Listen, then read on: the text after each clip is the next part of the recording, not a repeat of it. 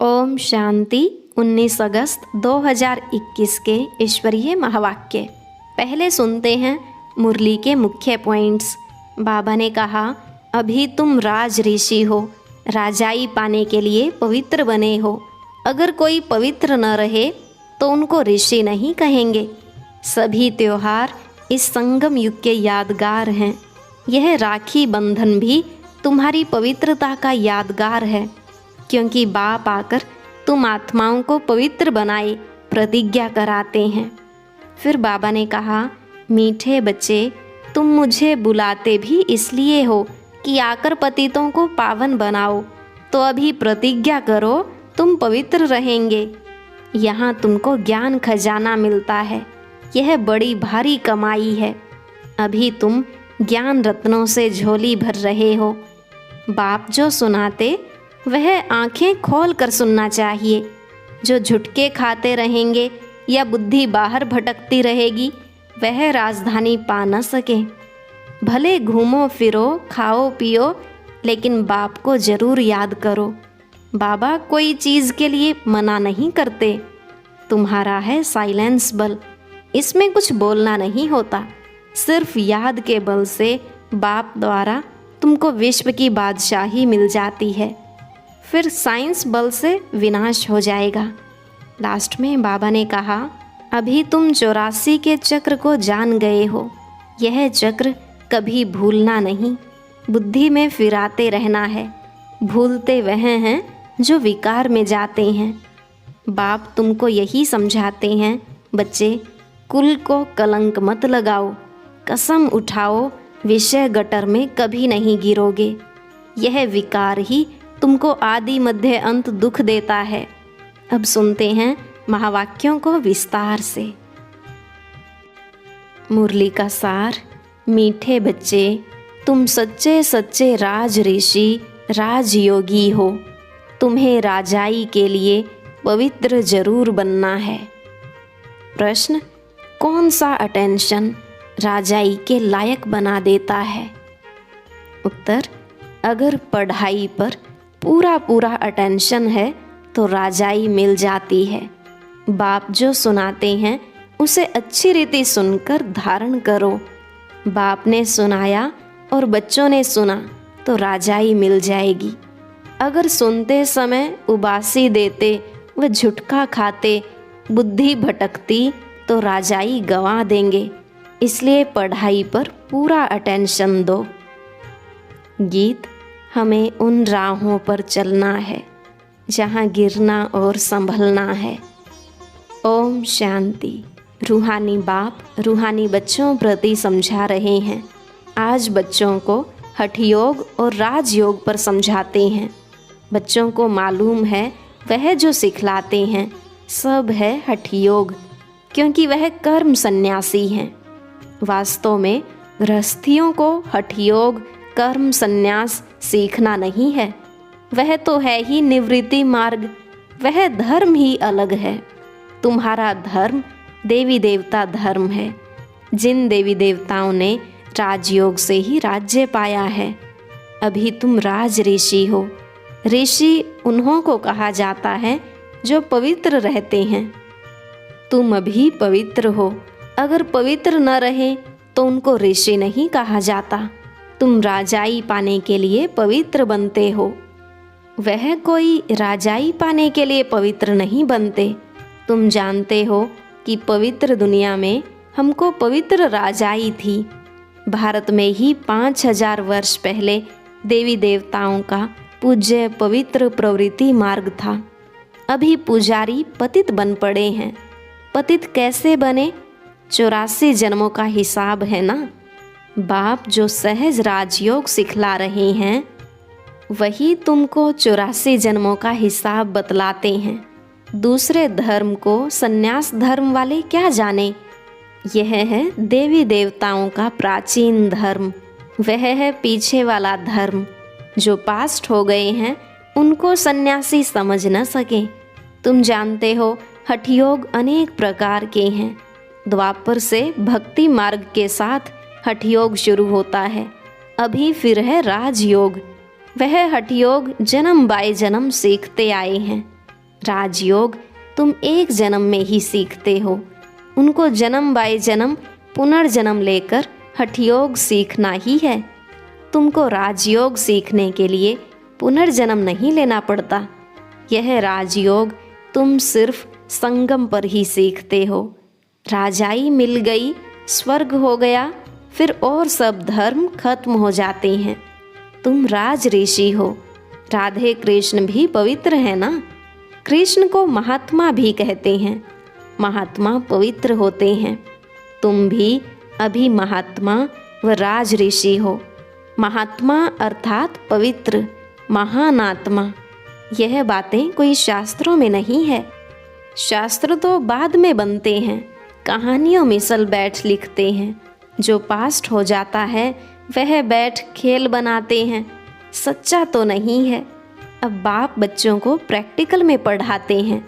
उनकी फिर हिस्ट्री बनाई है। यादव, कौरव, पांडव थे, जरूर संगम पर होंगे। संगम युग की हिस्ट्री बैठ बनाई है। त्योहार भी सभी संगम युग के हैं। राखी बंधन भी पवित्रता पर है। पीछे फिर उनका यादगार चलता है। यहाँ बाप भी सभी को पवित्र बनाए प्रतिज्ञा कराते हैं। सिख लोग कंगन पहनते हैं, वह भी पवित्रता की निशानी है। हिंदू लोग जनेऊ पहनते हैं, वह भी पवित्रता की निशानी है, परंतु पवित्र रहते नहीं हैं। राखी बंधवाते हैं, अर्थ थोड़े ही समझते हैं। आगे ब्राह्मण लोग राखी बांधते थे, अभी बहन भाई को राखी बांधती है, वह खर्ची देते हैं। यह सब अभी फैशन पड़ा है। वास्तव में यह है पवित्रता की बात। बाप कहते हैं बच्चे, काम महाशत्रु है। वह ब्राह्मण लोग कोई ऐसे नहीं समझाते हैं। अभी बेहद का बाप कहते हैं बच्चे प्रतिज्ञा करो, हम पवित्र बनेंगे, कभी विकार में नहीं जाएंगे। बुलाते भी इसलिए हो कि आकर पतितों को पावन बनाओ। सतयुग त्रेता में कोई नहीं बुलाते, वह है ही राम राज्य। यह है रावण राज्य। राम राज्य में 5 विकार होते नहीं, यथा राजा रानी तथा प्रजा। अभी तुम बच्चे जानते हो, हम बाबा से स्वर्ग की बादशाही ले रहे हैं। इस नर्क से जाना जरूर है। बाबा आया है पावन बनाकर स्वर्ग में ले जाने। फिर तो हम क्यों नहीं पावन बने। उन्हों के हठयोग तो अनेक प्रकार के हैं। जयपुर के म्यूजियम में जाकर देखो, कितनी वैरायटी है हठयोगियों की। उनसे होता कुछ भी नहीं, सीढ़ी नीचे उतरते ही जाते। बाबा ने समझाया है, भारत जब पतित बनता है, रावण का राज्य होता है, तो धरनी हिलने लगती है। सोने के महल आदि सब नीचे चले जाते हैं। महलों आदि को कोई लूटा थोड़े ही है, वह तो सिर्फ मंदिरों को लूटा है। कुछ जेवर सोना आदि ले गए हैं। जेवरों का सबसे जास्ती शौक तुमको है। तुम स्वर्ग में आते ही जेवर पहनते हो, राज्य करते हो, और धर्म वाले आते ही राज्य नहीं करते हैं। तुम बेहद के बाप से स्वर्ग की बादशाही का वर्षा लेते हो, तो यह बाप बैठ समझाते हैं। गीता पढ़कर नहीं सुनाते हैं। गीता में जो कुछ लिखा है वह सब मैंने कहा नहीं है। वह तो मनुष्यों ने मेरे महावाक्यों का बाद में बैठ शास्त्र बनाया है। हमने जो तुमको सुनाया वह तुमने ही सुना और फिर जाकर राजाई की। वहाँ यह ज्ञान नहीं रहता। यहाँ तो बाप टीचर बैठ शिक्षा देते हैं। बाप तो हिंदी में ही समझाते हैं। यहाँ सब हिंदी हिंदी कहते रहते हैं ना, जो उन्हों की भाषा है। वास्तव में प्राचीन भाषा हिंदी ही है, न कि संस्कृत। यह संस्कृत तो शंकराचार्य के बाद निकली है। जो आते हैं वह अपनी भाषा चलाते हैं। बाकी ऐसे नहीं कि बाबा ने गीता संस्कृत में सुनाई है। नहीं, गुरु नानक का अपना ग्रंथ है। उसने सिख धर्म स्थापन किया। उनको भी अवतार मानते हैं। उसमें राजाएं भी होते हैं। सन्यासियों में राजाई नहीं है। बाबा ने समझाया है, बुद्ध, क्राइस्ट आदि पहले गृहस्थी आत्मा थे। अब गृहस्थी पतित आत्मा तो धर्म स्थापन कर न सके, उनमें पवित्र आत्मा आई जिसने धर्म स्थापन किया। दूसरे धर्म तो किस्म किस्म के बहुत हैं, आकर अपना छोटा मठ पंथ स्थापन करते हैं। झाड़ में भी दिखाया है ना, तो हठ योग और राजयोग में बहुत फर्क है। यह बातें समझने की हैं। जिसको समझ में नहीं आती होंगी वह झुटका खाते उबासी देते रहेंगे। यहाँ तो तुमको खजाना मिलता है, बड़ी भारी कमाई है, तुम रत्नों से झोली भरते हो, तो यह आंखें खोलकर सुनना होता है। झुटके खाते रहेंगे या बुद्धि बाहर भटकती रहेगी तो वह राजधानी पा न सके। तुम हो राज ऋषि, राजाई प्राप्त करने वाले। बाप राजधानी स्थापन करते हैं, श्री कृष्ण नहीं करते। कृष्ण तो बाप का वर्षा लेते हैं। अब तुम्हारा बाप है निराकार, जिससे वर्षा ले रहे हो। विश्व की बादशाही का कितना तुम साहूकार बनते हो। यहाँ एक ही बाप आकर राजयोग सिखलाते हैं, सो भी घूमो फिरो खाओ पियो, सिर्फ बाप को याद करो। साहूकार जरूर अच्छी रीति खाएंगे, वह तो अपनी कमाई का फल खाते हैं। माल पूड़ा खाओ या रोटी खाओ, याद करो बाप को। भल कुछ भी खाओ, पैसा तब किसके लिए है? बाबा कोई मना नहीं करते हैं, सिर्फ बाप से योग लगाना है। इस राजाई स्थापन करने में खर्चा नहीं है, उस लड़ाई आदि में कितना खर्चा होता है। एरोप्लेन पर कितना खर्चा होता है, गिरते हैं तो एकदम खत्म हो जाते हैं, कितना नुकसान हो जाता है। तो बाप कहते हैं चलते फिरते बाप को याद करो, स्वदर्शन चक्र फिराते रहो। हमने 84 जन्म पूरे किए हैं, अब चले वतन की ओर। घर जाकर फिर आए राजाई करेंगे। तुम एक्टर्स हो ना? वह बाइस्कोप तो 2-2.5 घंटा चलते हैं, यह बेहद का नाटक 5000 वर्ष चलता है। इनको मनुष्य ही जान सकते। यह दुनिया है कांटों का जंगल, बड़े ते बड़ा कांटा है विकार का, जो आदि मध्य अंत दुख देते हैं। दूसरे नंबर का कांटा है क्रोध, उनकी निशानी यह महाभारत लड़ाई देखो। कोई बात में गुस्सा आया तो झट बॉम्ब्स शुरू कर देंगे। अभी तो ऐसे ऐसे बॉम्ब्स बनाए हैं जो बात मत पूछो। सतयुग में कोई लड़ाई आदि होती नहीं, संगम पर ही यह महाभारत लड़ाई दिखाई है। दूसरे कोई शास्त्र में लड़ाई की बात ही नहीं। वहाँ तो सारे विश्व के तुम मालिक रहते हो, लड़ाई की बात हो न सके। शास्त्रों में असुर और देवताओं की लड़ाई दिखाई है, परंतु देवताएं अहिंसक हैं। तुम योग बल से विश्व के मालिक बनते हो, यह है साइलेंस बल। इसमें कुछ तुमको बोलना नहीं है। याद के बल से तुम बाबा से विश्व की बादशाही लेते हो, फर्क देखो कितना है। साइंस बल से विनाश होता है, उसी ही साइंस से फिर सतयुग में सुख देखेंगे। साइंस से इन्वेंशन करते हैं, वह तो सुख के लिए करते हैं। यह भी अभी आकर कुछ ज्ञान लेंगे। प्रदर्शनी में तो सब आते हैं, आगे चल सब आएंगे। तुम्हारे इस साइलेंस बल का आवाज़ निकलेगा। तुम प्रश्न पूछते हो गीता का भगवान कौन? ऐसे प्रश्न कोई पूछ न सके। जहाँ यह प्रश्न लिखते हैं तो उनके साथ चित्र भी दो। गीता का भगवान परम पिता परमात्मा या श्री कृष्ण, जो पूरे 84 जन्म लेते हैं। पतित से पावन बनाने वाला तो बाप ही है। कृष्ण की आत्मा तो 84 जन्म ले सांवरी बनी है। उनको बैठ समझाते हैं, तुमने 84 जन्म लिए हैं, तुम अपने जन्मों को नहीं जानते हो। एक्टर्स को पता तो होना चाहिए ना कि हम 84 जन्म कैसे लेते हैं। सन्यासियों का धर्म ही अलग है।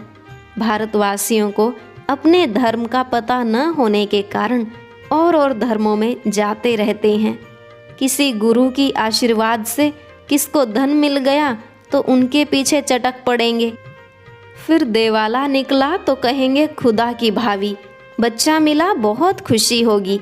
अच्छा 10-12 दिन के बाद बच्चा मर गया तो कहेंगे ईश्वर की भावी, इनको जिंदा करना हमारे हाथ में नहीं है।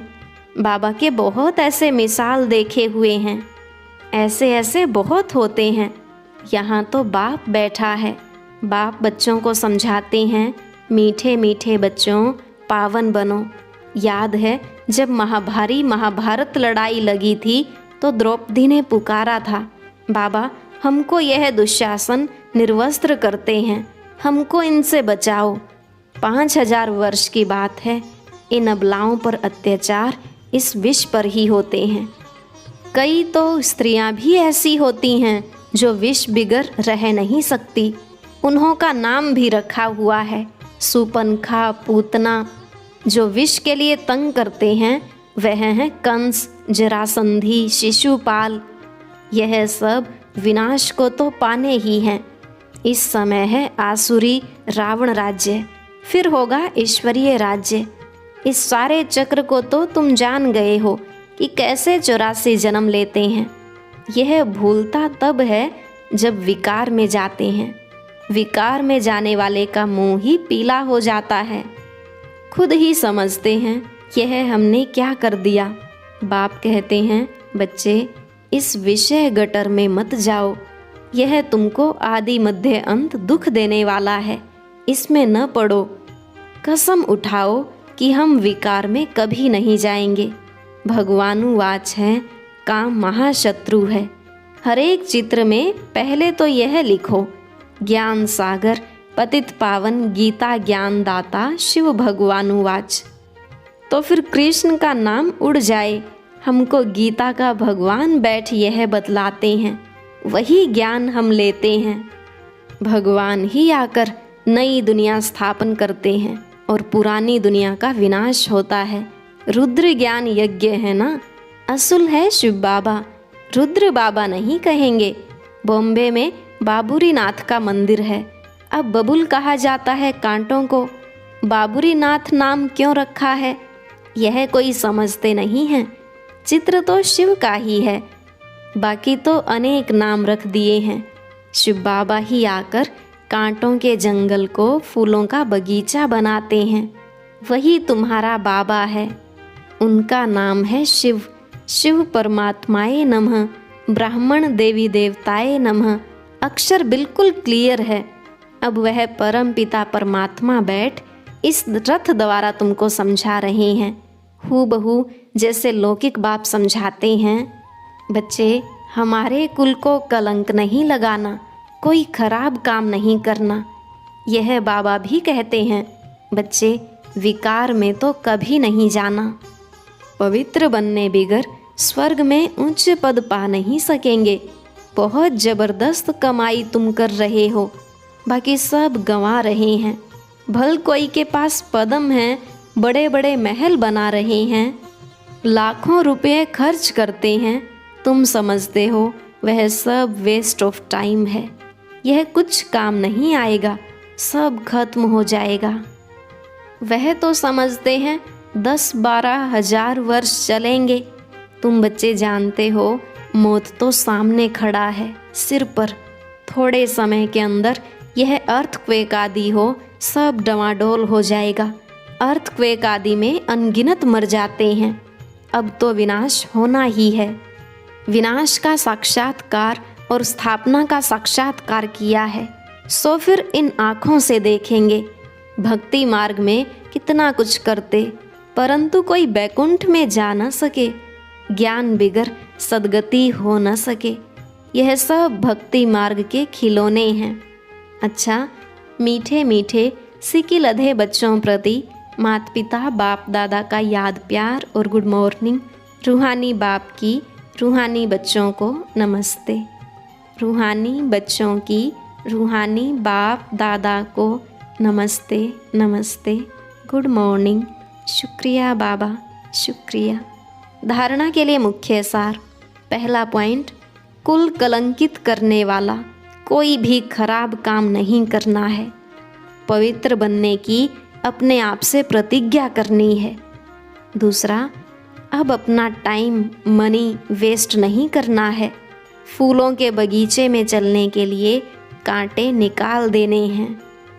आज का वरदान, पहले आपके पाठ द्वारा ताजधारी बनने वाले चतुर सुजान भव।